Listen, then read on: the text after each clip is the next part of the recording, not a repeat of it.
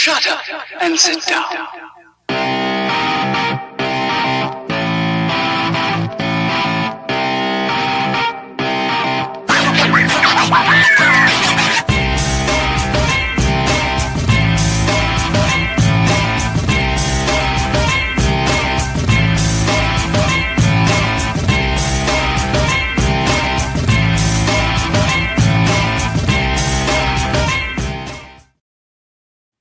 Hello, hello, hello, and good evening, everyone. Welcome to Pardon Me, Alex, the only lumberjack basketball podcast on the market. And we are here to talk about the last two home games of the season. One really good one and one not so great, but yeah, right, it's okay. Can't believe we're already here, though. That's wild. That's the craziest part, I feel like. Yeah, is the fact that it's already the end of the season. Well, regular season anyway. March is next week. I feel like this year just started. Yeah. But yeah, it's crazy. Nuts. Yeah. Flying by already. So we'll go ahead and start with the first one. Get her done. Let's just crank right in. Yeah, dive right in. Saving the best for last on this one because that's just the way the chips fell. For sure. So next to last home game was February 21st, First Nichols, Saturday at home at William R. Johnson. Going into that game, we had 33 wins and 23 losses in our previous matchup versus Nichols. The last matchup we did win 79-62 at Nichols. Largest margin of victory was 88-53 in 2016, and the smallest margin of victory was 68-67 in 2010. Same starters as always. We did win 81-78. Very narrow victory, but we did get the dub. Attendance was 4,212. And on to Sean Kennedy. Stat section, our field goal percentage was 47.5%. Three-point percentage was 39.4%. Free throws, 66.7%. We had 26 points in the paint, 15 points off turnovers, 21 second chance points, 6 fast break points, 24 points from the bench. It was, as you can tell by the ending score of only a 3-point win, it was a pretty back and forth game. The score was tied 5 times and the lead changed 7 times. We had a total of 34 rebounds, 12 offensive, 22 defensive, 14 fouls. We had 10 turnovers. They had 13. We had 9 steals, 3 blocks, 18 assists. Mm-hmm. Our game leaders, leading the scoreboard was Latif with 20 points, 2 rebounds, 2 assists, 2 steals. We had Keon, Jim Morgan. It'll be okay. I don't mind a little reset. Get the dub at HCU, run the tourney, then let's dance. So I know we're not there yet, but just positive. I like it. Let's go. Yeah, I'll have my positive note for it when we get there. Yeah. I'll pull up Jim's comment again. We'll get back to that. More than you think, as I was doing the notes today, but we will get there when we get there. Right now we're on Nichols. Right. Cam, 16 points, 3 rebounds, 9 assists. Cam right behind with 15 points, 2 rebounds, 1 steal. Narit with 11 points, 2 rebounds, 1 assist, 1 steal. And Gerald, our defensive man, 2 points, 7 rebounds, 3 blocks, 2 steals, 1 assist. Everything. Everybody, man, a lot of people on the game leaderboard. Everybody was showing out, multiple guys in double digits. Jacqueline, who do we have as your player of the game? So I went with Latif for this one. He did lead the scoreboard, but he also had a lot of other things to contribute: 2 rebounds, 2 assists, 2 steals. And I just feel like he kind of nudged us back in there a couple of times when we were going through all those 5 ties and 7 lead changes. No, I agree. Teef was definitely on fire that night on Saturday, Saturday afternoon, Saturday, yeah, Mhm. Saturday early evening. Yeah, and he did amazing. Obviously, Keon on top of it as well with the 16 points as per usual. I think I'm gonna give mine to Cam for a few reasons. Cam 15 points, 2 rebounds, one steal. Cam, he really knows how to show up when we need him. And in this instance, this game for specifically, he really, really showed up and showed out when we needed him, and just couldn't be happier. I wish we could get 15 points or more out of Cam every single night. Because he just, I don't know, there's just something about him. He has such a seamless like shot. Watching him warm up and watching him shoot the ball, it's just so fluid, and he's just a natural shooter. So I wish we could have more of him and more of that, just more in general. But yeah, this was a very close game. It was a stressful game to watch. I'm sure regardless if you were there in person or at home, you were stressed out watching it as much as we were. But yeah, got the dub, and in a very last minute, hold your breath kind of way in action. So those are fun every once in a while, but please don't give me any more of those because I really don't know how much I can handle it. Like my emotional threshold for sports has eclipsed. Like I'm done. Like after these last 2 games, these last two like of the regular season better be like so easy, or I'm going to rage quit or something. I don't know.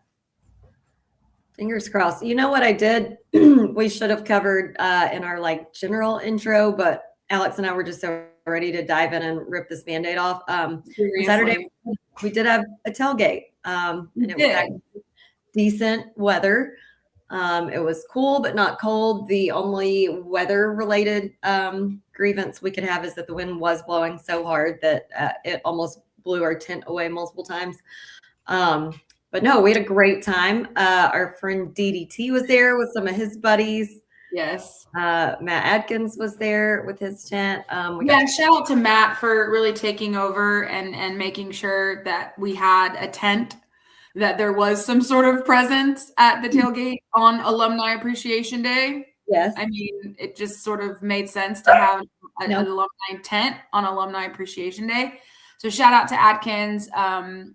He's our original Matty Ice. But anyway, so it was nice. But yeah, the wind, I got there with great hair, done, looking decent. And by the end of the night, my hair looked like I'd won 10 rounds with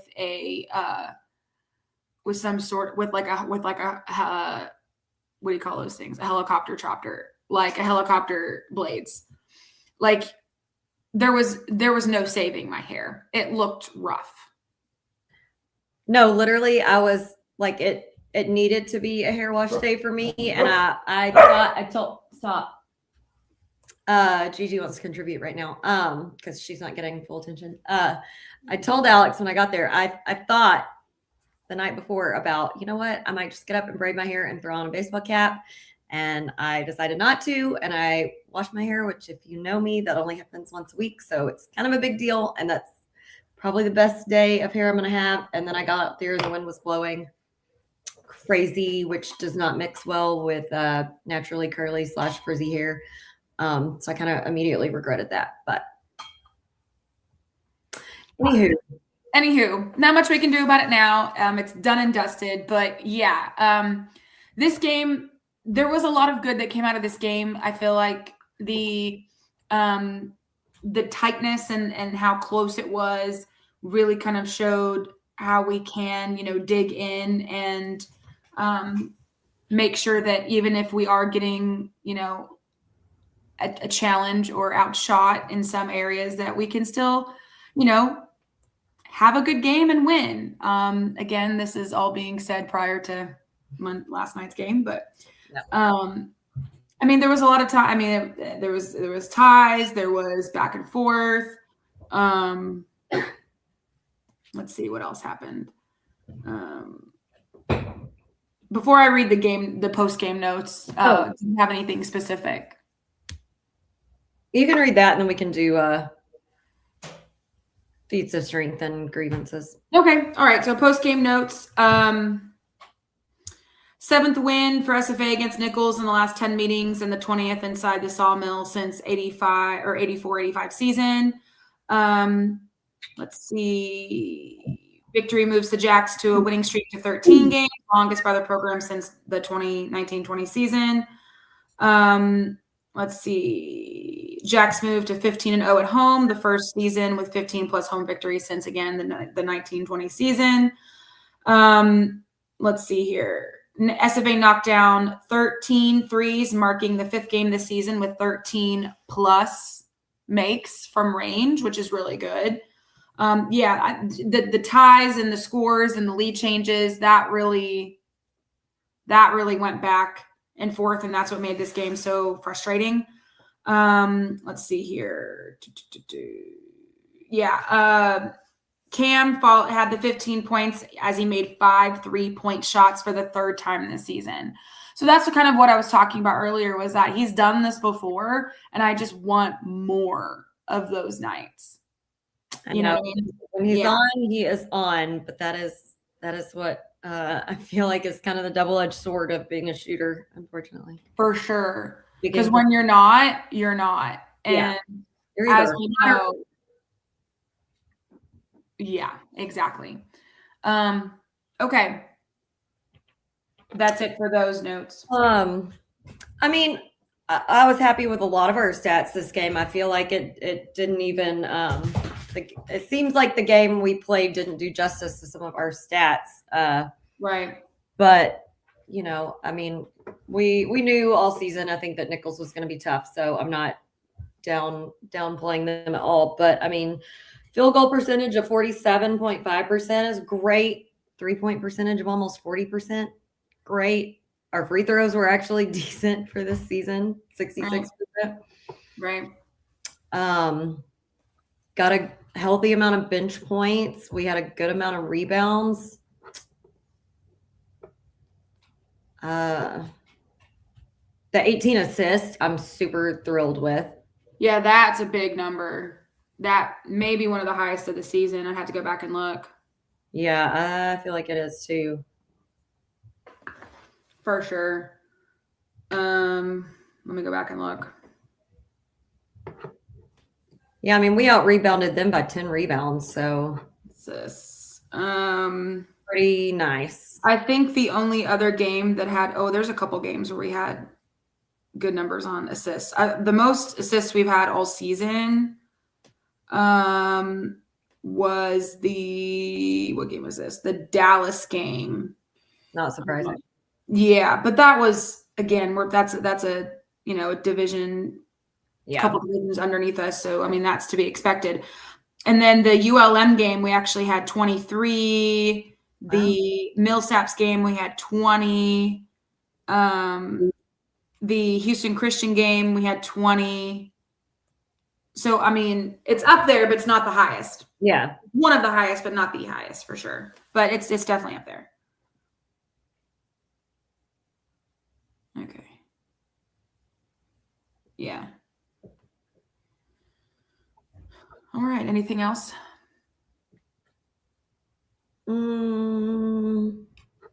I just like the way that it was, like I said, a very back and forth game. There were so many lead changes and so many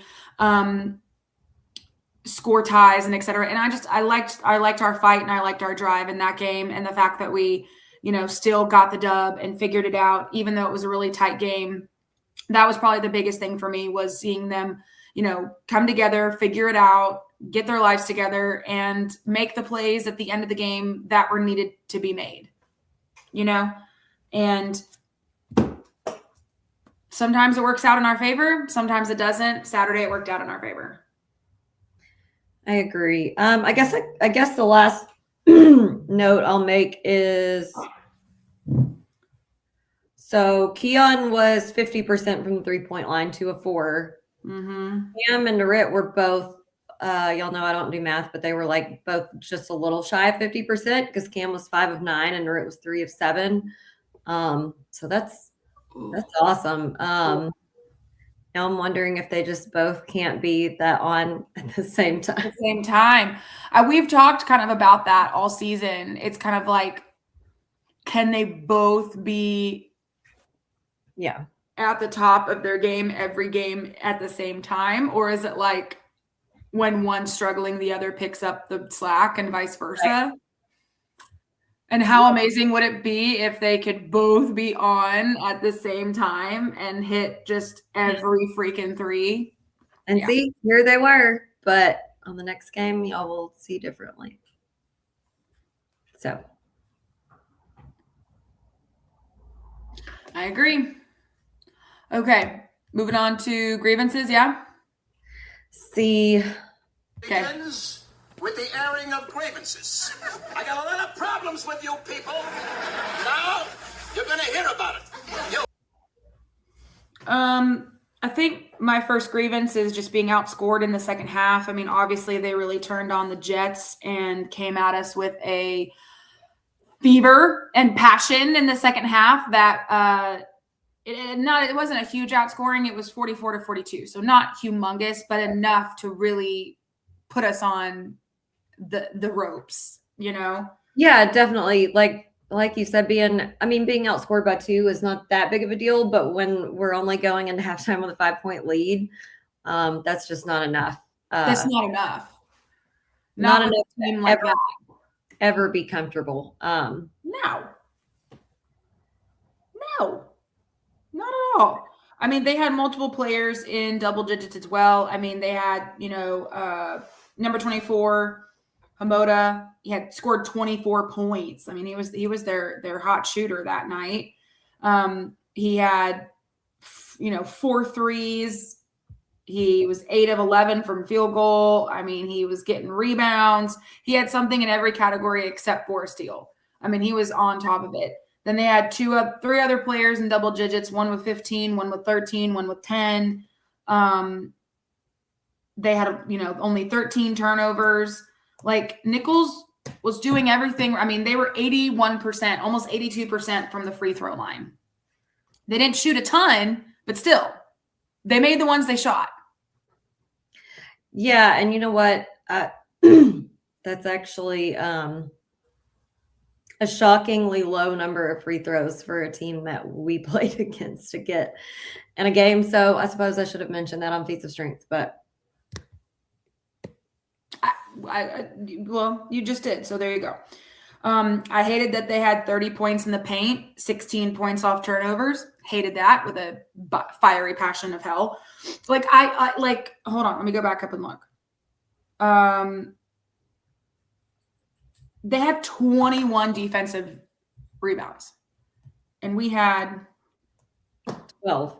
Oh, sorry, 22. Well, 22, but 12 offensive rebounds. Yeah. Like, they were snagging those rebounds way better than we were.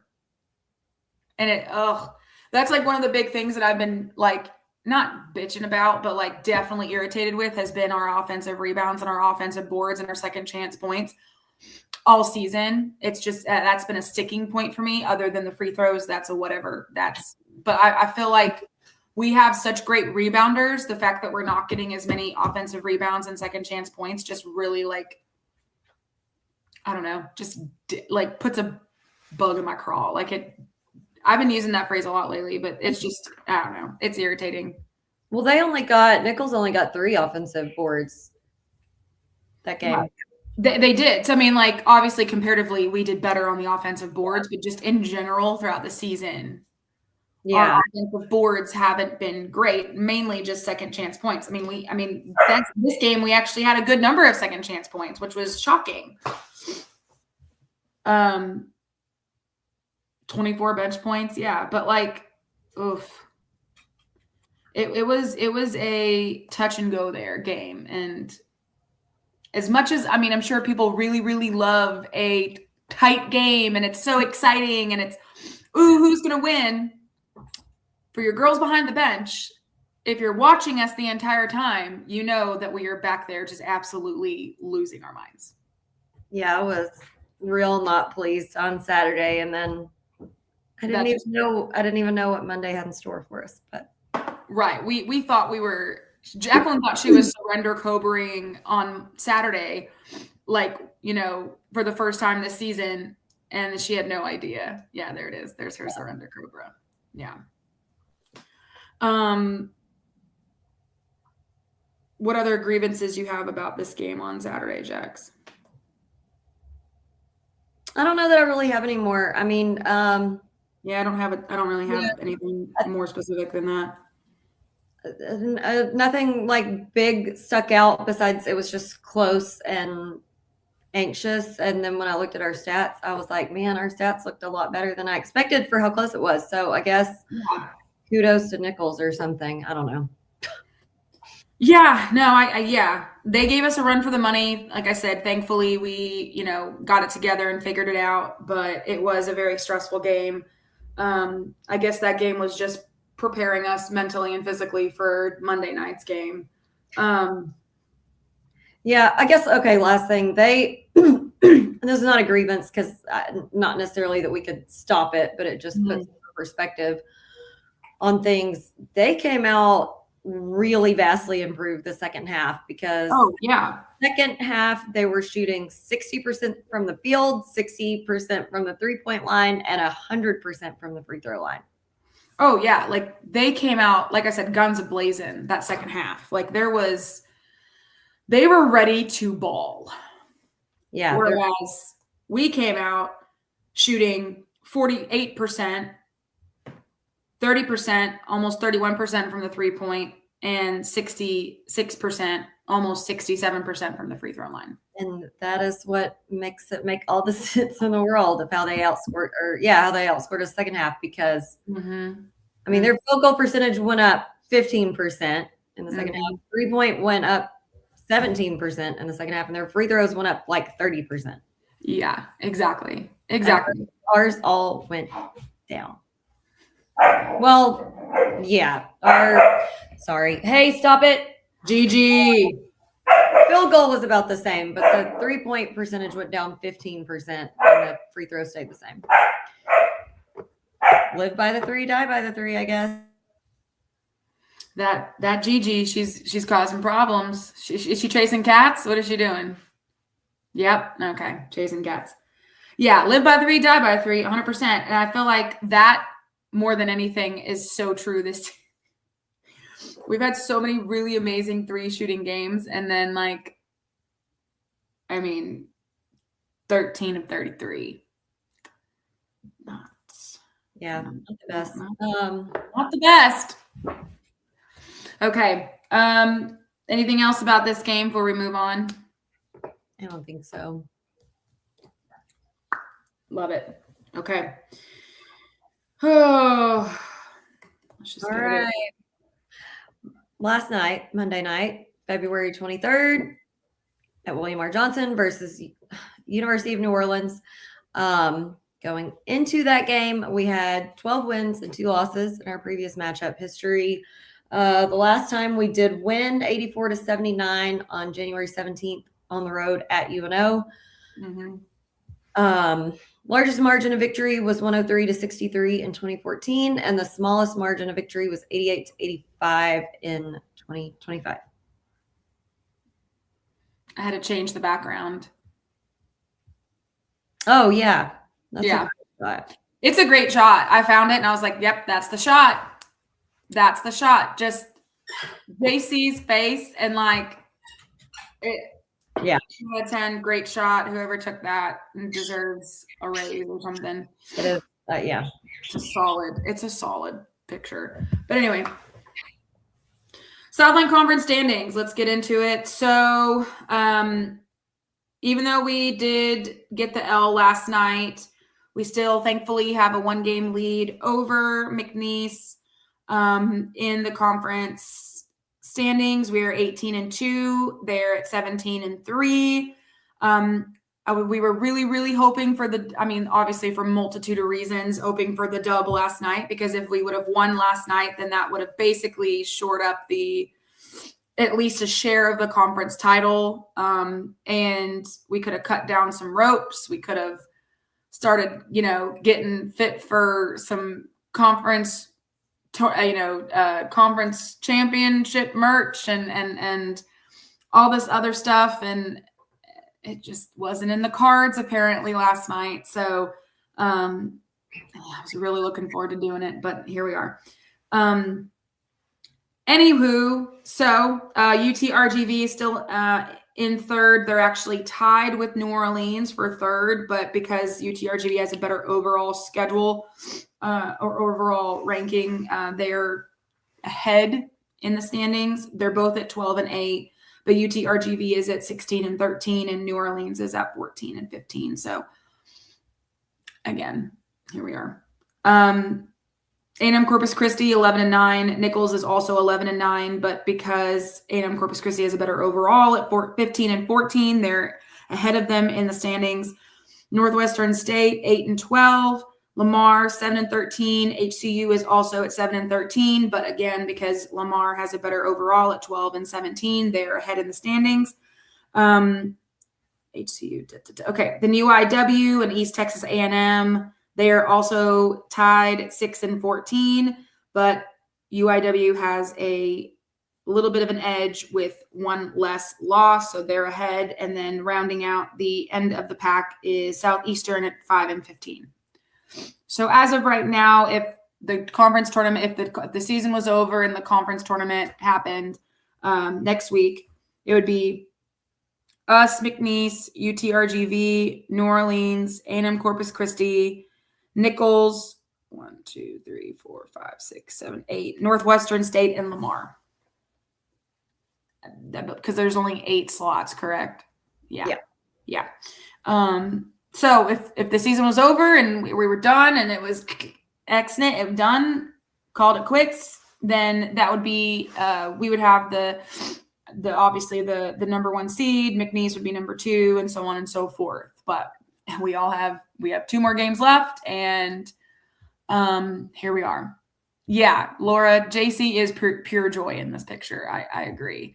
Laura said this is prep for tourney and beyond. She meant specifically Monday's game. Yes, I'm hoping it's not as stressful, but as we all know, March Madness in general is very stressful. So especially when your team is in March Madness. Now, if your team's not,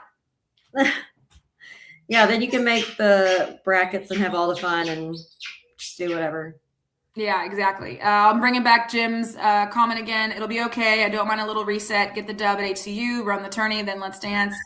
We agree, Jim. DDT came in with a 25 and 4, solid axes, absolutely DDT. Mom wants to know, do we have to win out to share? No. So we have to win out to get the number 1 seed and to actually be the conference champions. Actually, we just need to win. Hold on. How does math work? Hold on. Well, I don't know if this makes it more clear to us, but you can have an outright conference champion by who has the best record, but then you also have the tournament champion, and that's what really matters. Right. Yeah. I mean, get into March Madness, but it would be nice if we could win it outright to say that we won right. Right. Exactly. So if we win out completely, then and McNeese also then wins out completely, we would still be outright champions. That's no big deal there. Things get a little bit more complicated if the last 2 games, if there's wins and losses and down the board. I mean, if McNeese has wins and losses, or if McNeese wins out and we don't, I mean, then things change, and I don't even want to consider this. So we're just going to win out and be outright champions, go into the tournament with the number 1 overall seed and the double bye, which we already have. Like, that's already right, because the number 1 and number 2 spots get a double bye. Right. And no matter what, we have a double bye, even if we're a number 1 or a number 2 seed, because the next person down is UTRGV and they're 12-8. So regardless, like nobody's catching us and McNeese at 1 and 2. Like we are 1 and 2, 100%. It's just basically these last 2 games to figure out who's 1 and who's 2. Hopefully, again, like I said, we win out and there's no problems. That's the hope, that's the wish, that's the dream, and fingers crossed across Lumberjack Nation. Thank you and have a good night.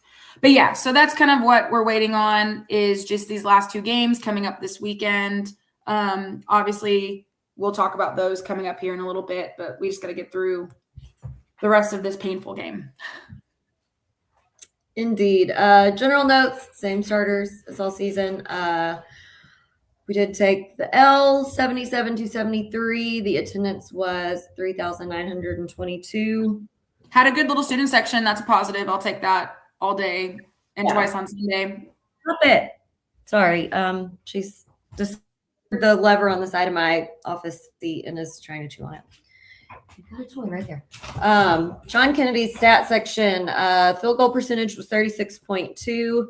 The 3-point percentage was 17.6. Free throw was 83.3%. We had 34 points in the paint, 13 points off turnover. 19 second chance points, 13 fast break points, 13 bench points. The score was tied 4 times and the lead changed 4 times. We had 34 total rebounds, 18 offensive, 16 defensive. Mm-hmm. We had 16 fouls, only 5 turnovers. Which I was shook when I saw that.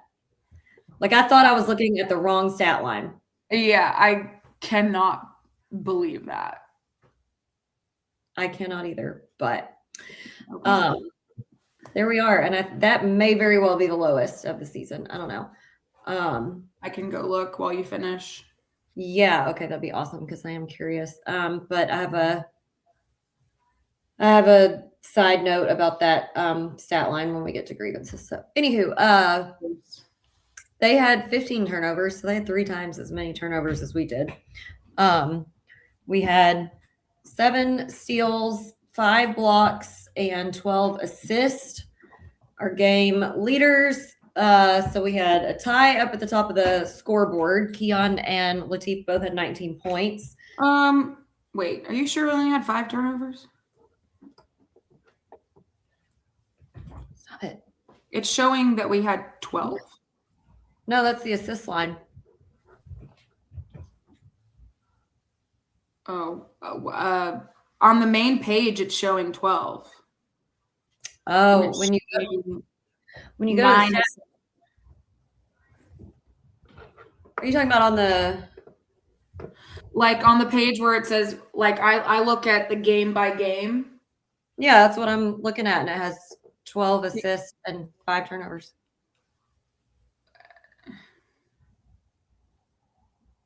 It's saying 9 and 12. I'm just telling you what it says on there. Let me look. Yeah, no, it says it's 12. 9 assists, 12 turnovers. They have it wrong on there. Where it's showing me. Hold on. Okay. Can I? Oh, I guess I can't. Hold on just a second. Oh, Memento. They need to figure that out. I don't understand why it's. I thought I could send a picture in the chat, but it won't let me. Yeah, no, it's okay. That's why I was looking. I was like, wait, it says 12. 9 assists, 12 turnovers. So I'm on the game by game and you're on the game by game. Why is it showing us different stuff? I don't know. That is really weird. I don't know. You're on this one where it shows literally every single game. So from that, I click on the individual game. Right. When you click on the individual game, I just did. and I'm scrolling down to our stats, and it says turnovers 12. Look at the screenshot I just showed you. I don't know why it's showing me that then. Are you texting it to me? Weird. Yeah. Okay. Wouldn't want me to send it anywhere I else. see. See? So what the heck? That's so weird. Are you sure you're on the right? Yeah. Because Yeah. at the very top of the page, it says 77 to 73 for the score. No, all these stats are wrong. Or we're looking at two different games. I don't know. Because like Keon's stats on my tablet show 6 of 17, 1 of 3, 8 of 10.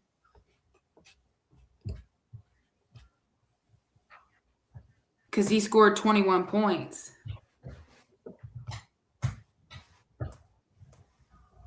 Then they have something jacked up, so I guess scratch all of the stats I just gave because I mean that when I click on that game, that's what it shows me. So I guess we need to go back and redo. That's so weird. Yeah, hold on. Huh.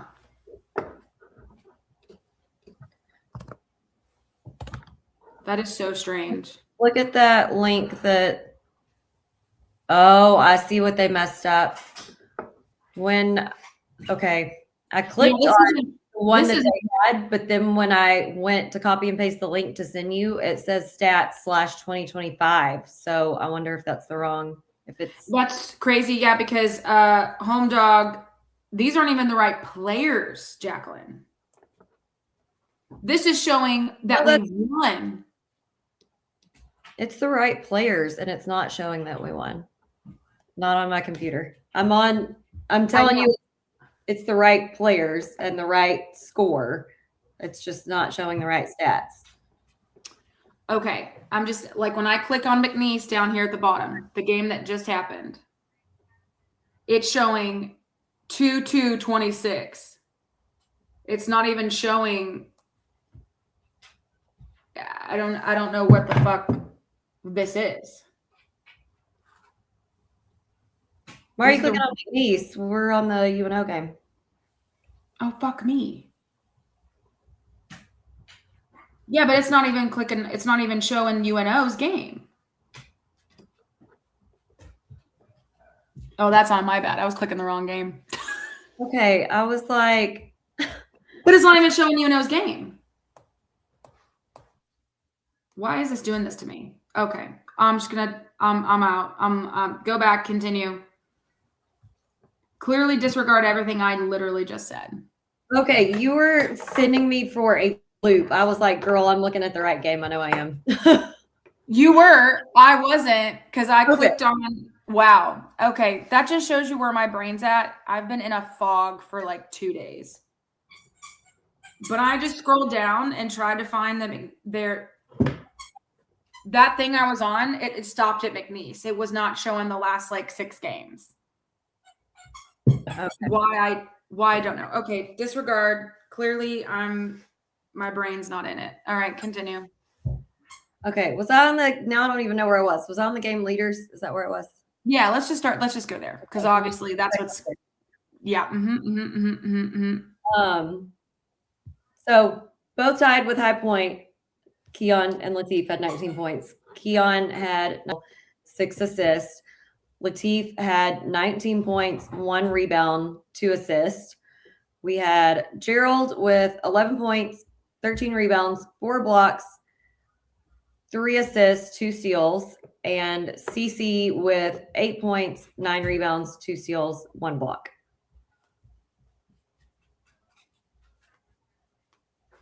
All righty. So, player of the game. Who you giving it to? So I gave it to one of our seniors who I don't think we've given player. I don't know if I've given him player of the game before this season or not, but I feel like he deserved it for this one. He got a double-double. He had a stat in every single category. Gerald with the 11 points, 13 rebounds, 4 blocks, 3 assists, 2 steals. And I believe that he had all of the blocks that we had this game. Didn't we have 4 blocks? No, we had 5 blocks. Sorry. CZ had a block. Anyway. Yeah, no, I 100% agree. Gerald with his double-double. JC came in like Jesus Christ incarnate with them 13 rebounds and the 4 blocks, almost having all of our blocks, except like you said, CC having 1. Now that I'm looking at the right stats, obviously I know what I'm talking about now. What an idiot. What an idiot. Okay. I agree 100%. JC, I mean, that's why I put him as our background today, because he had a hell of a game, and I love it. Love it, love it, love it. Sorry, I had a background dog cat fight going on.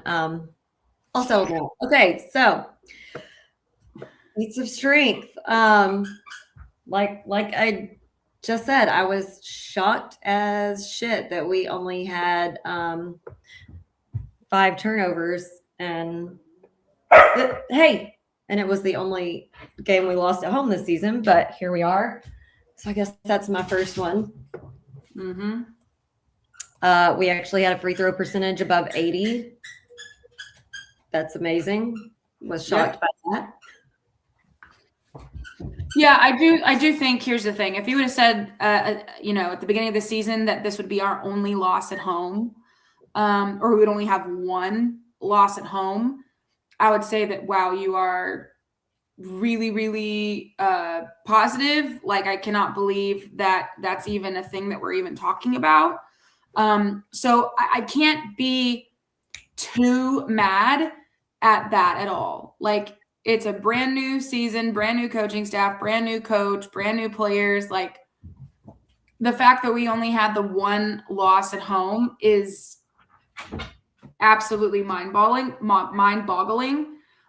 So yeah, I can't be too upset about it. The only reason I'm upset is because it was the last game of the year, like at home. That was the only reason I felt bad that they got all that way. Almost, had a clean sweep at home and then had to suffer. And it wasn't even to a team that like had been, on our asses the whole season. Like if it was like to, UTRGV or McNeese or something like that, I've been like, okay, fair. But a team that's been based doesn't even have a winning overall kind of makes it hurt a little bit more. But anyway.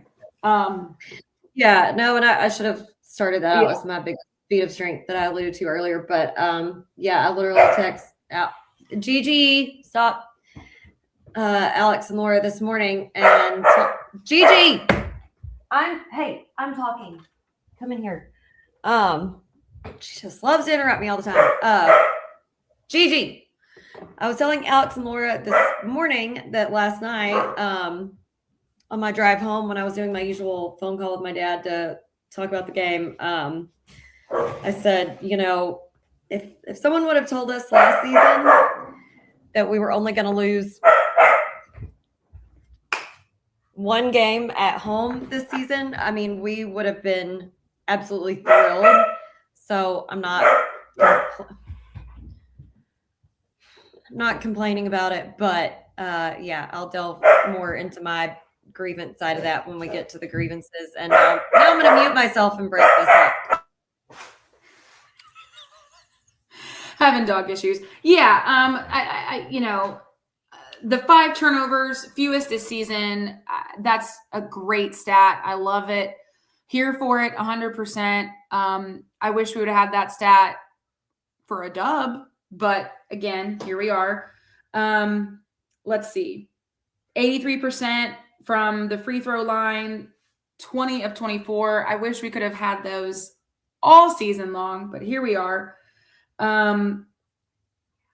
Let's see. Yeah, JC's double-double was like the biggest high point of this game, and that's why, we gave him player of the game. He's been and you know what? And crazy part is that he didn't even play a ton of time. Let me go back and pull up those statistics for a second. Hold on. Make sure it's the right statistics, by the way. Who are you talking about that didn't play a lot? Well, I would not to just play a lot, but like, JC with a double, he had he played 31 minutes, which I guess seems like a lot, but he it felt like he was sitting a lot during the game. A fourth of it. Yeah.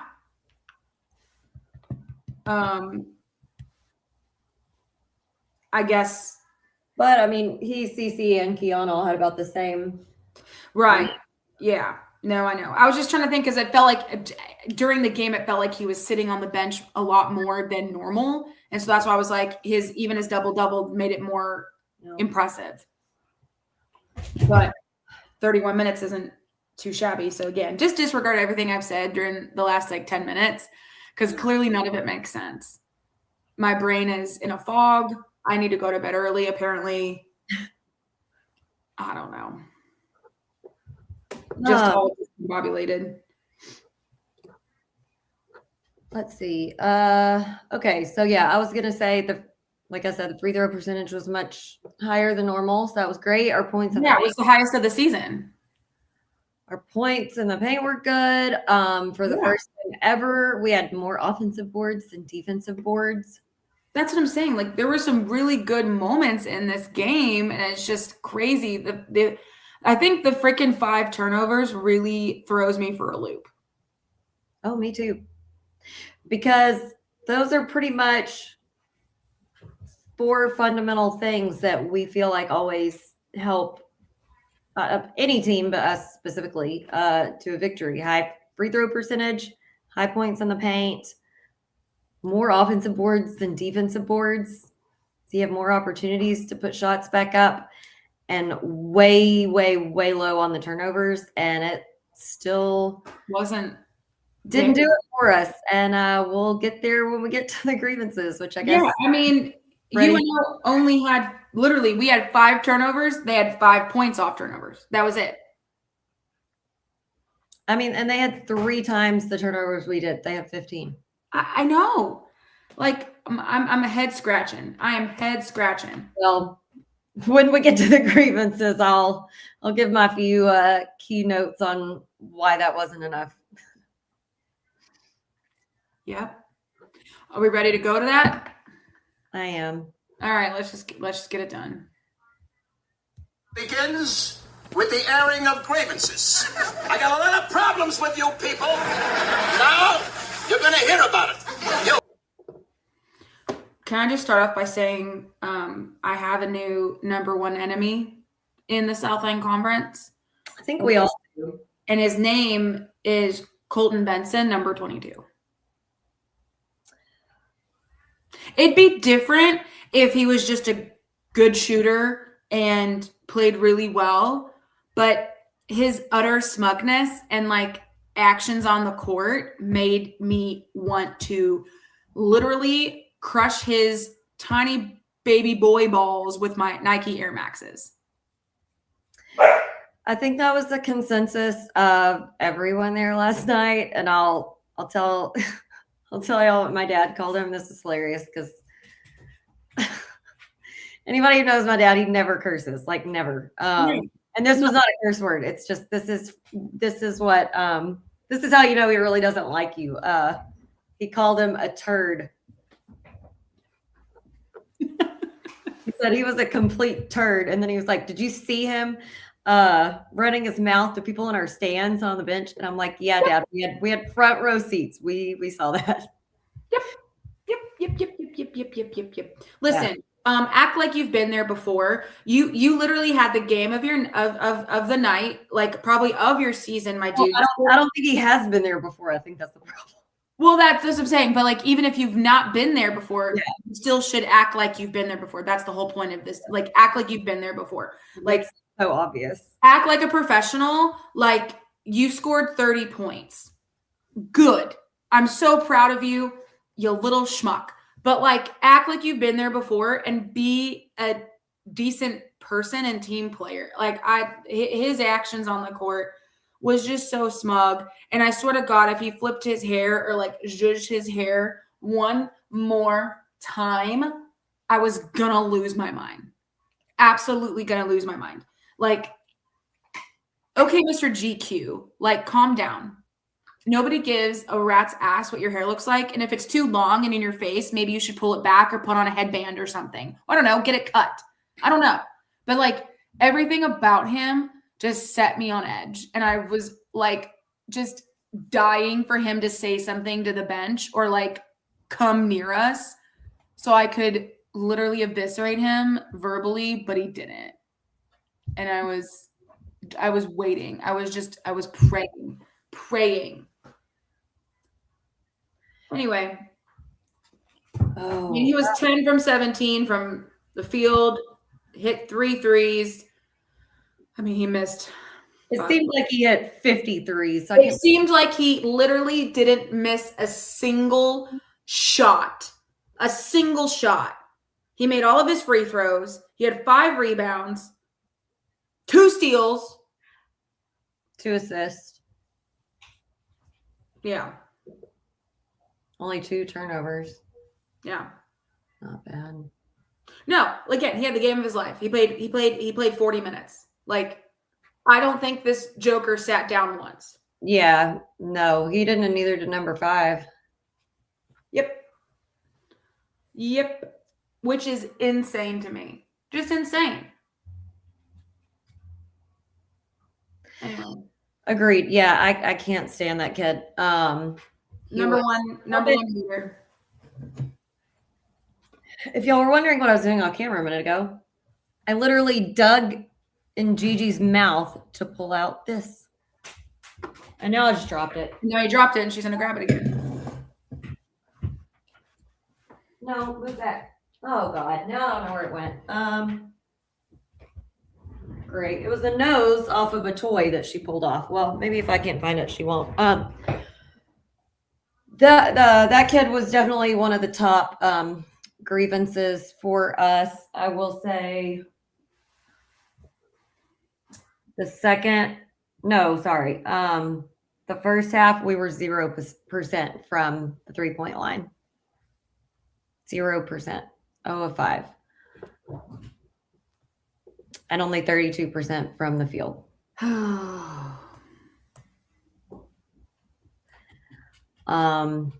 Yeah, not great. I mean, obviously, it's not all UNOs like doing. I mean, we've had teams put up 30 points on us before by a single player and us still win. Like, we were the architects of our own demise last night. I don't know what we were doing. And I'm going to tell you right now, neither did coach. He asked several times. So I don't know where the breakdown was. I don't know what happened, but something with the mojo was definitely off. Yeah, the juice, the vibe, the aesthetic, whatever like Gen Z buzzword you want to use was off. Don't know what the heck was going on. Again, Matty Ice multiple times literally looked down the freaking bench and was like, "What are we doing? What are we doing? Are we just gonna do whatever we want? Okay, cool. Just do whatever we want. Just do whatever we want." That's clearly what we're doing. Just doing whatever we wanted and not following through with, the plan, the game plan.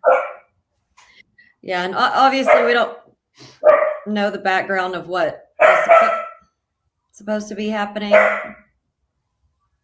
that wasn't happening, but I do feel like a major component was that. Do y'all see how hard it has been for me to try to practice the ignoring tactic so that she doesn't think I'm going to give in immediately because of this? Anyway, our shots were not falling, and the most simple, basic thing is whoever has the most point wins, and we couldn't throw it in the ocean. Could not. We couldn't hit the broadside of a barn. All right, Colin coming in with some comments. Here are my thoughts. Wish we could have stopped the white dude who was on fire. Same here, Colin. Really wish we could have. Just couldn't. There was no stop for him. We had our best defenders on him. Couldn't stop him. He literally hit everything and we couldn't hit the broadside of a barn.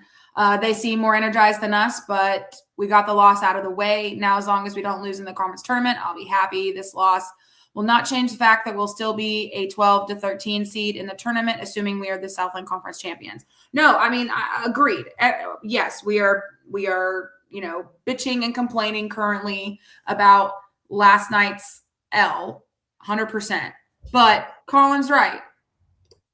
If we could have stopped Colton, also, that's not how you spell Colton, by the way. That also really pisses me off. Yeah, it was a dumb spelling. Anyway. I will say this, though. Dad and I talked about this on the drive home last night, and I do think this is an important component to consider that can't be really changed. It's not our fault. It's just the way it is.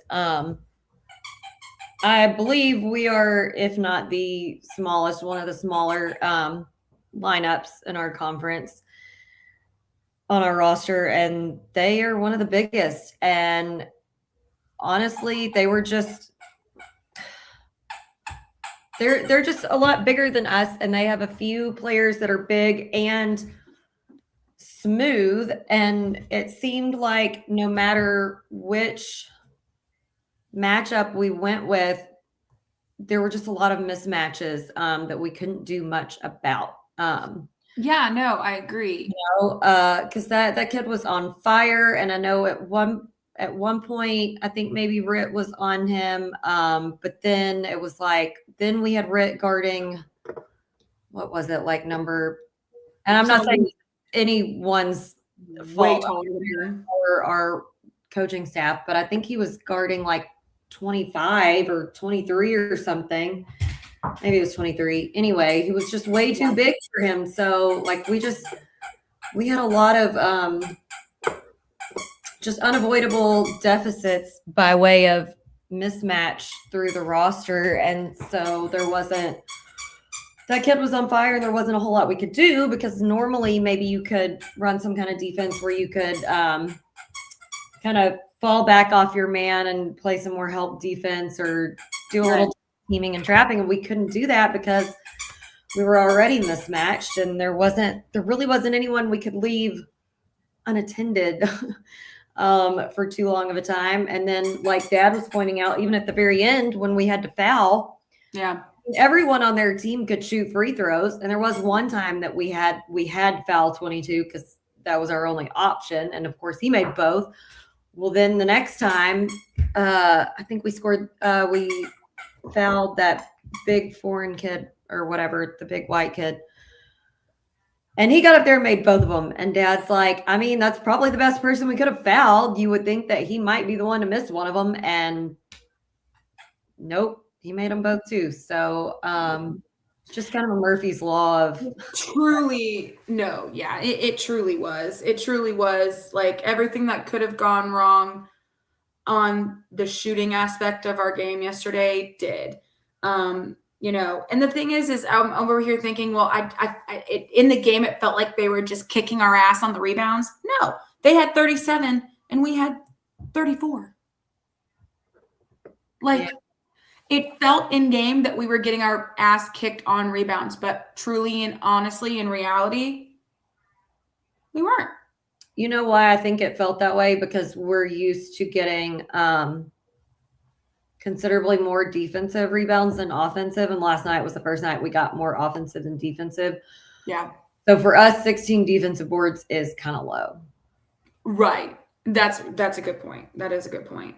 But overall, you're right. It felt like we got nothing. And they were only 3 ahead of us.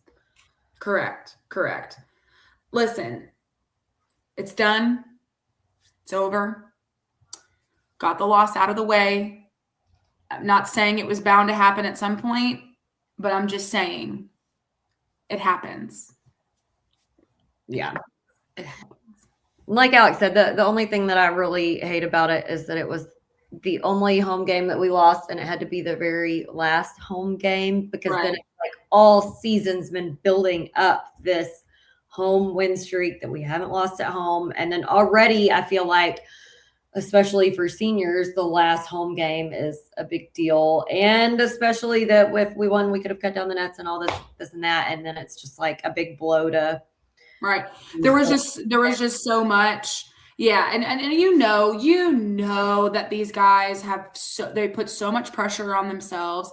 And especially with how they've performed this entire season, you know that because of all the eyeballs on them and the 2 votes they were getting in the AP poll, that like there was so much pressure and there's so much like just on top of their shoulders now that it's like, you know that they felt like absolute and utter dog shit losing that game last night. Knowing full ass well what was on the line, the fact they could have cut nets down, not nuts, nets, you know what I meant? I wish I could have cut some nuts down last night, but here we are. But like, you get, you know what I mean? Like it's the fact that they've done so amazingly all season and they have, you know, all these eyeballs on them from, you know, national attention and mid-major attention. And, you know, now they're obviously included in so many different brackets at, you know, 12 and 13 seeds already. Like it's a lot of pressure for student athletes in general. But then when you start piling on all of this, it's like, holy cannoli. It's just a lot. It's a lot. So my, not that they're sitting here listening to us ever, but like my, I guess 2 cents is to just let it go.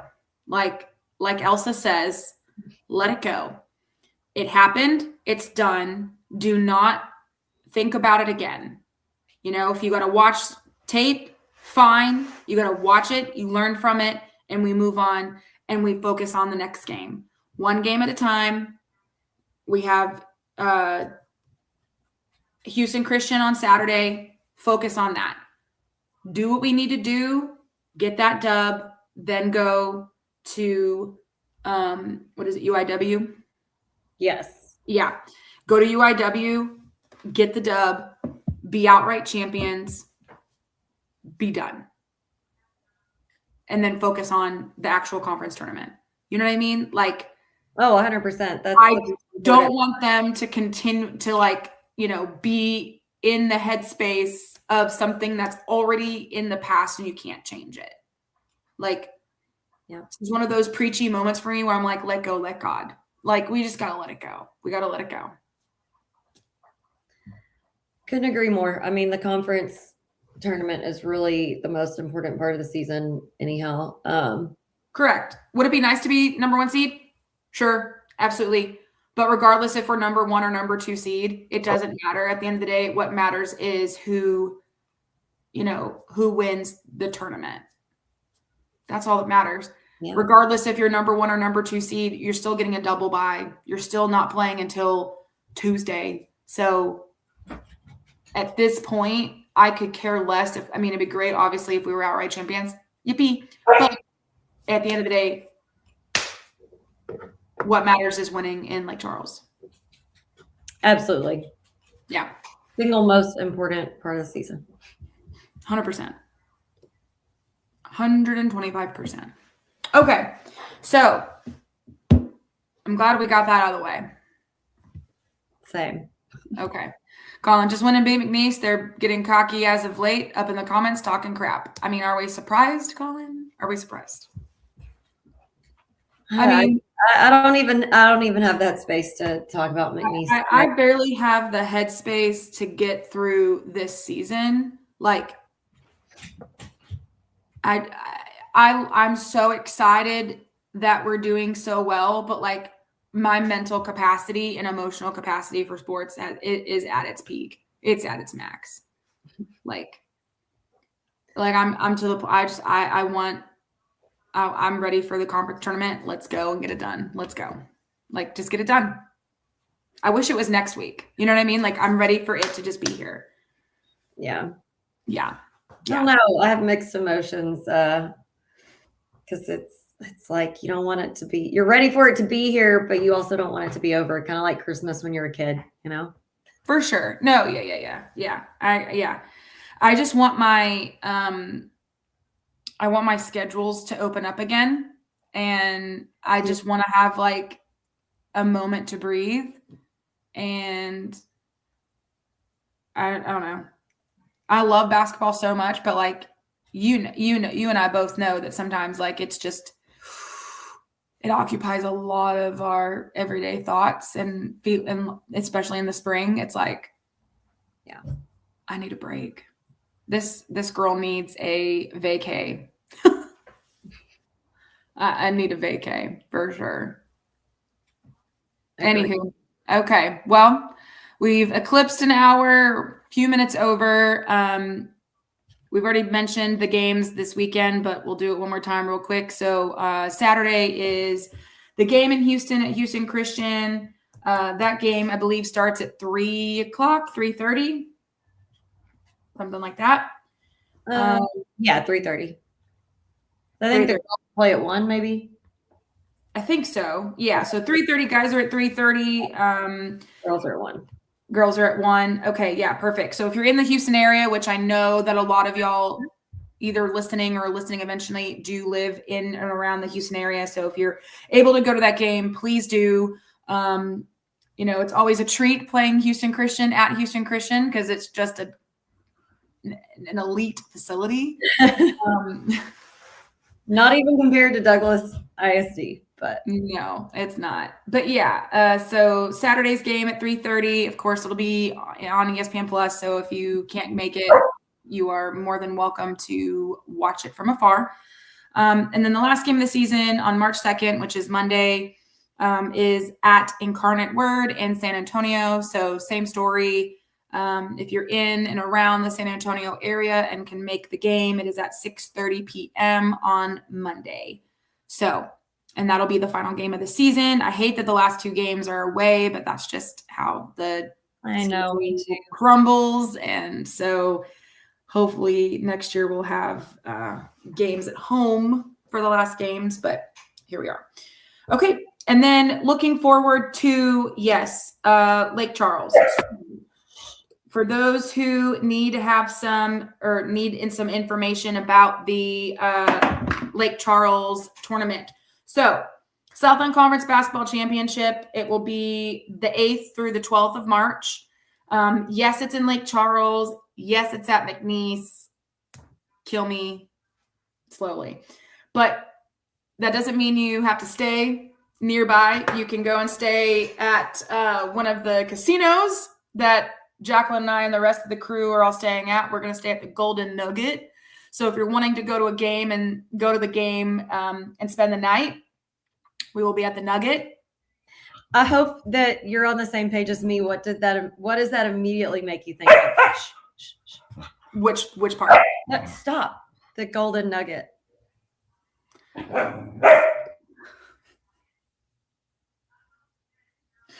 It's most likely a Seinfeld reference. No, stop. Actually, if she'll stop barking at me for a minute. Gigi just really wants to make her appearance, everyone. Hi, Gigi. Vanderpump Rules. Oh, that. Oh, my God. Okay. Yeah. When they saw him cheating, and he's like, it was at the Golden Nugget. And honestly, Saucy's like, that place is disgusting. I would not have remembered that. I'm going to be honest with you. If it's not a Seinfeld reference at this point, I'm probably not going to remember it. For some reason, that scene sticks in my mind. I'll have to find it and send it to you later. So yes, Colin, we are going to Lake Charles. And so, so because we already have the double bye, that, like I said, that means we don't play until Tuesday, March 10th. The women's quarterfinals are in the morning sessions, and then the men's semifinals will be in the afternoon, evening. So depending on whether we're number 1 seed or number 2 seed, we're either going to play at 6 o'clock or 8:30. So hopefully it's the 6 o'clock because that's the number 1 seed slot. And we'll play the winner of game 3, which obviously won't be determined until the day before. So it's one of those things where if you're able to make it to anything, please make it to the semifinal game. Okay. And if you can't spend the night, totally understand. But if you can spend the night, come stay at the Nugget. That's what we're getting at. Because hopefully and most likely we're going to win that game and then play the championship game, which is at 4:00 on Wednesday, March 11th. So anyway, yeah, fingers crossed, everyone. But yeah, so anyway, and yes, Colin, how does that happen? Home field advantage? Do they rotate? No. Don't get us started. Short version is McNeese threatened to leave the Southland after we left for the WAC, and they somehow got this got this grand deal to host for how many years, Alex? I think it was like 9. No, I think it's 6. 6. It's some ungodly, stupid number. Let's just say that. Yeah. Generally, it should always be a neutral site, like it used to be when we were in the Southland. It was at Katy every year. Neutral site. Neutral site, centrally located. That way, no one could complain that they got an advantage. But instead, we're going to let McNeese host for the next billion years.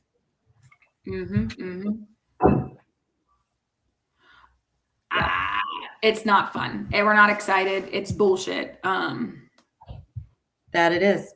Oh, I have another grievance from last night's game. Sorry. Okay, go ahead. Oh man. Okay. Again, usually I don't complain about the refs too often. But my dad and I both have some bones to pick about last night's game. I mean, there are a lot. So I won't even go through all of them. But the worst one was whatever that shithead's name is on UNO, who also, I mean, listen, he was hitting everything last night, but he was also really showing off his acting skills because he was being so dramatic about everything, like flailing and flopping as if, I mean, anyways, like he's been auditioning for a horror film or something. And he like flailed and flopped around and I think elbowed 2 of our players in the face, but I digress. Multiple. Yeah, they totally should have got him for when he hit Rit in the face. Oh, I know, but the one I'm talking about, I think he hit Keon and Rit, and they called the foul on Rit. It was towards the end, right when he crossed. No, that's what I'm talking about. Yeah. Oh, okay. Yeah. Like 25 seconds left on the clock. I mean, I don't remember what the score was then, but I think we were within 2 maybe. And anybody who knows anything knows that coaches have one time a game. They can ask for a review, no questions asked. And if they are wrong, they get penalized. But that's theirs to call. Also, any game you ever watch, if it's that close and less than a minute or so on the clock, they're going to review everything, just to make sure it's close, it's heated, whatever.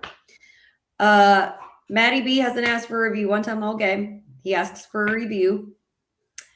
And the ref that we've had, Black Mr. Clean, as I call him, is usually pretty decent and pretty fair. Agreed. Literally mouthed across the court to Matty B, review what? Correct. And I'm like, review what? And my dad was like, yeah, he just wouldn't even acknowledge him. And I would love to know what the reason was for them not giving him a review. Like, I would love to know what it was because he did not even acknowledge him. It was insane. I guess there were not saying that would have changed the tides, but that was absolutely egregious. Well, right. Like, fair is fair. That's just the only thing. You know what I mean? Like, if the coaches have a review and he's asking for it, and it's literally 25 seconds left or something like that. It was under a minute. Give him the review. Give him the review. Even if it came out nothing, give him the review. He asked for it. I would say the same thing if old what's his face over on UNO is asking for a review. Like, you get one. It's fair. Fair is fair. And beyond that, at that position or situation of a game with that little of time and that close, you review just on their own independently. They won't even have to be asked. So the fact that they didn't volunteer and they wouldn't let him use his one review was just asinine. My flabbers are gasted.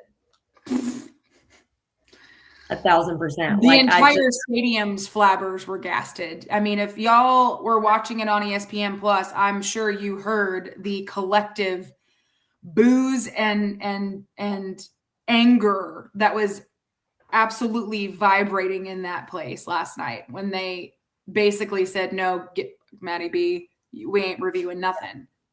I thought people were going to lose their minds. And yeah. We were about to have a riot in William R. Johnson last night. We were. Over that. It's true. I'm glad you brought that up. Yeah. Definitely a big grievance last night with that.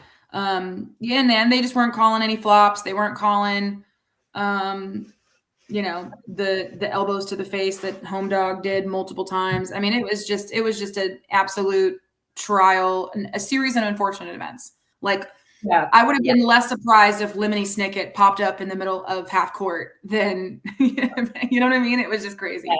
No, that was probably the worst officiating that we've had in a game thus far this season. For Dad to be talking about it, it was pretty bad. I mean, we were befuddled by that, and then he was like, and again, he doesn't grieve about the refs often, but I mean, we complained about that. He made the comment that we just really weren't getting any calls the whole game. That Black Mr. Clean was just not really doing much, and then the other younger guy that we both said that I was like, I've never seen him before ever. Never seen before, yeah. Dad was like, I think he was just young, and that was his first big game out, and he didn't know maybe what to do. And I was like, I agree.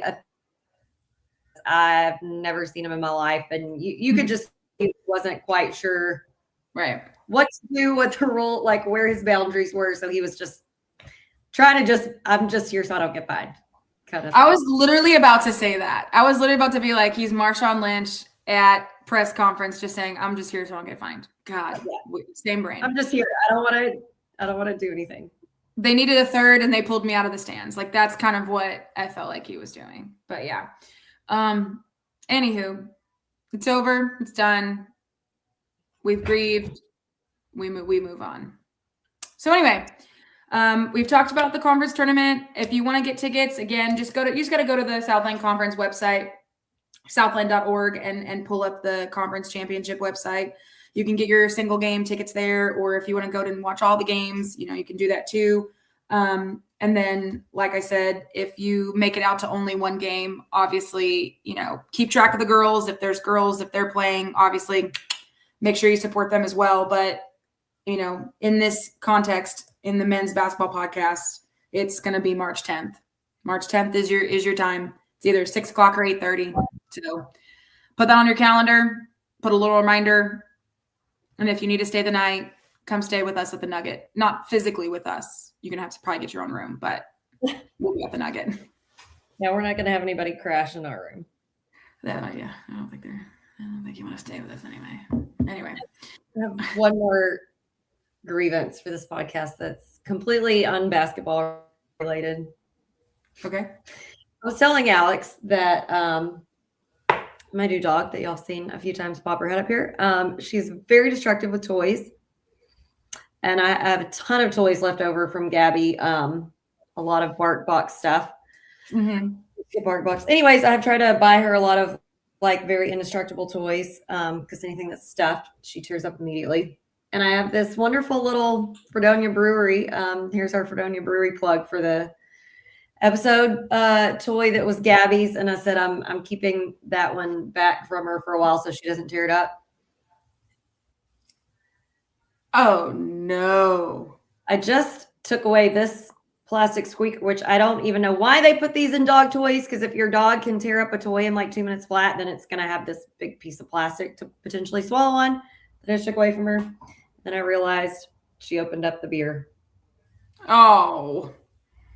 It's okay. You know what? Actually, it came apart right at the seams. We're just gonna say she popped a You popped a top. open, and I'll restuff it and sew it back together. So it's not demolished yet. The professional Texan. Go to Fredonia Brewery to get your professional Texan. Just not in a can because we don't can anymore. But anyway, Then this is a collector's item now. it is a collector's item. I love that. Oh my goodness. Okay, so that is it. That is all. We have 2 more games of the regular season to talk about once those are done at the end of this weekend. So be looking out for that episode, most likely a week from today-ish. But until then, keep on supporting the Jacks. Give some money to the NIL fund. And as always, Axe and Jacks. With Alex and Jax. Have a good night, everyone.